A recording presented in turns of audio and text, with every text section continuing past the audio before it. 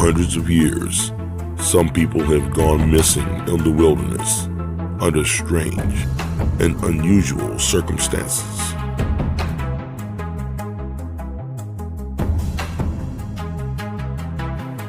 Tonight, we will examine the cases of hikers, campers, backpackers, explorers, and even hunters, though experienced for decades, whom have also gone missing in the wilderness.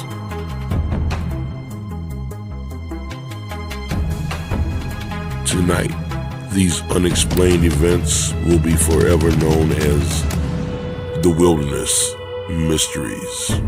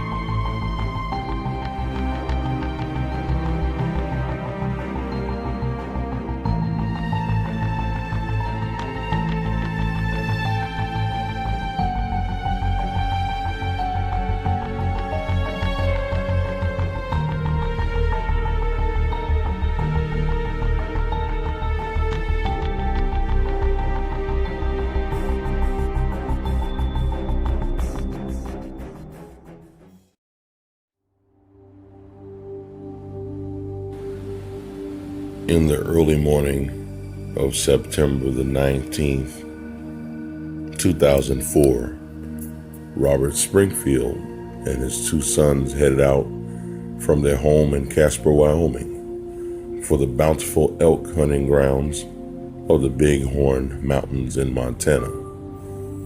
These hunting grounds were on the Indian reservation owned by the Crow Nation Indians.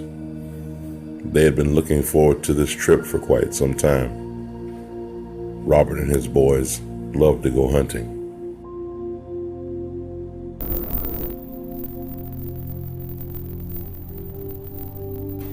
The trip from Casper to Bighorn Mountains was 114 miles, or roughly 2 hours.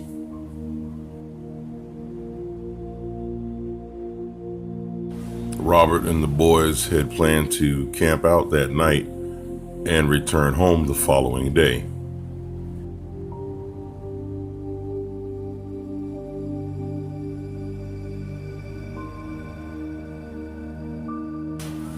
After the 2-hour journey, Robert and his two sons arrive at Black Canyon in the Bighorn Mountains. They grab their gear and get ready to proceed for their hunt for the day.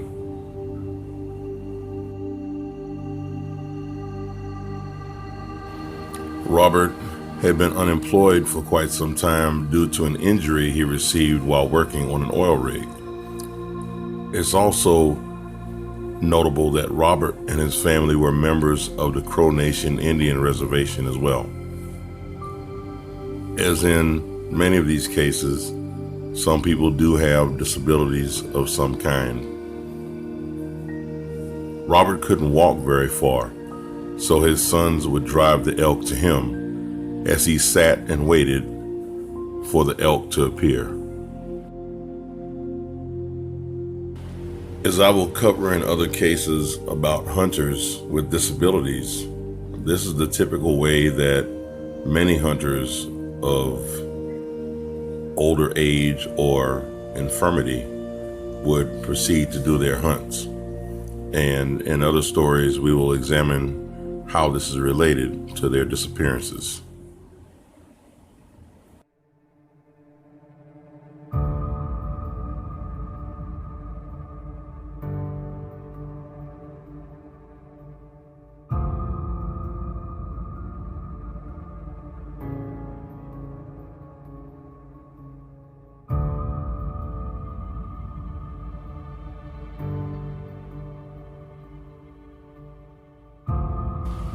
In the late afternoon hours, as the hunt had wound down, Robert and his boys were supposed to meet at a designated area.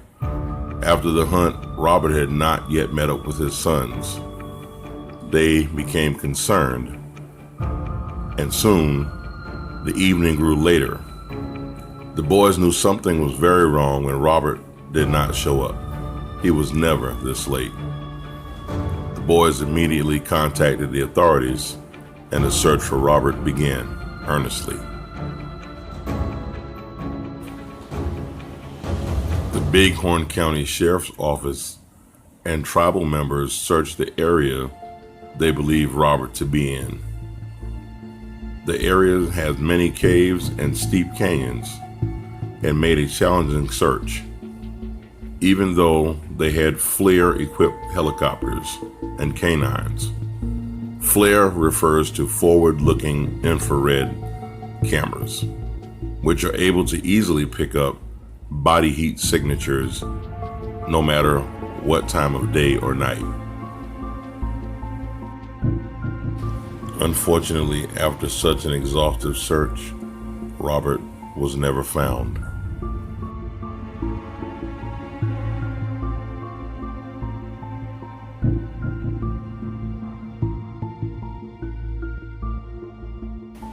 Robert's initial disappearance was strange enough. Now, in October 2005, in the Black Canyon area, his case would take a turn for the even more bizarre and unusual and unexplained.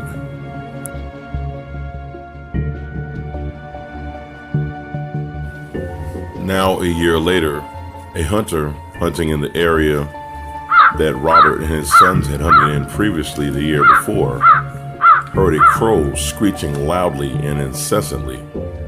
Unable to ignore the creature any further, the hunter felt compelled by the crow's incessant screeching to investigate why the bird was making such a ruckus.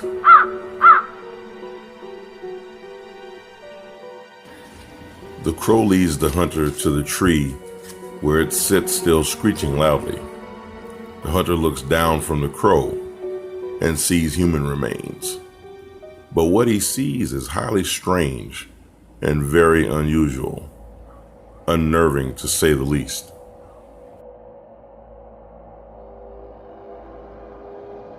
A truly bizarre scene as the hunter stumbles upon a partial skull and femur bone and a neatly rolled belt laying next to the bones. A pair of boots also neatly arranged next to the bones, a coat with a tear in the back of it, with a wallet full of cash laying atop it. Only the bow and arrow were missing. Truly a scary and bizarre scene.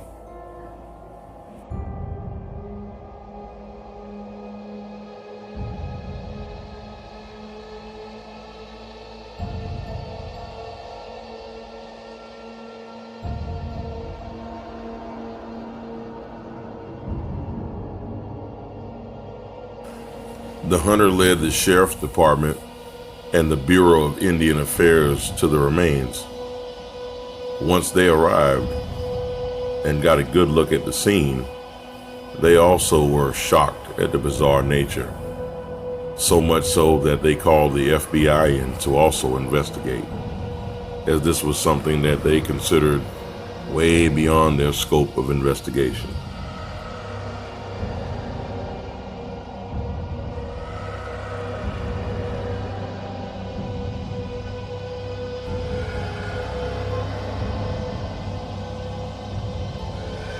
The FBI collected the materials and the remains and took them to Quantico, Virginia for analysis in their advanced crime laboratory.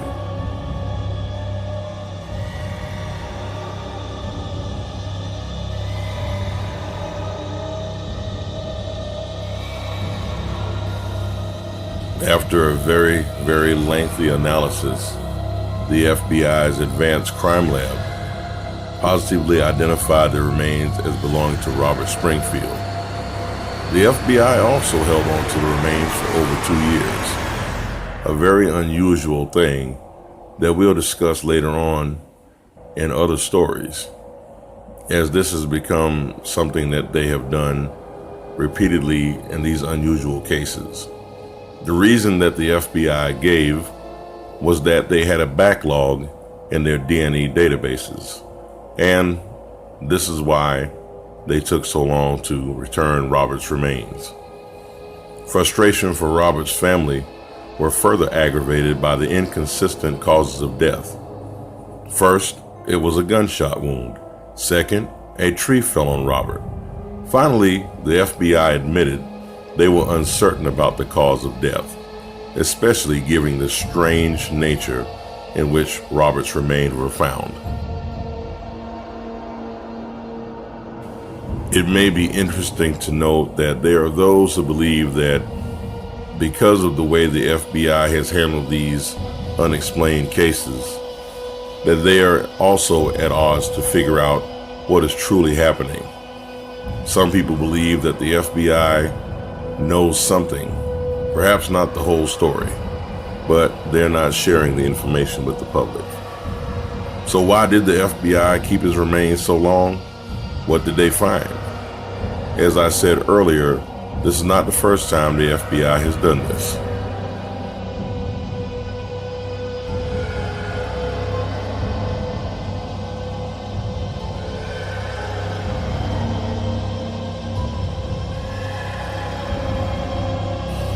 So the question remains, what really happened to Robert Springfield? Where does a partially disabled man who can't walk long distances go in such rugged terrain, in such a rugged wilderness? How does a man who can't go very far manage to just disappear, even after such a lengthy search, and then only to have his remains reappear in the exact spot that search and rescue had searched many times, as is usually the case in these disappearances? It's also interesting to note that not far from where his remains were found, search and rescue had also set up their base camp.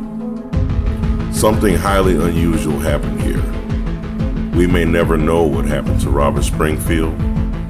However, our hearts and our prayers go out to him and the other victims in these stories and their families, as they have become victims of and subjects of the wilderness mysteries.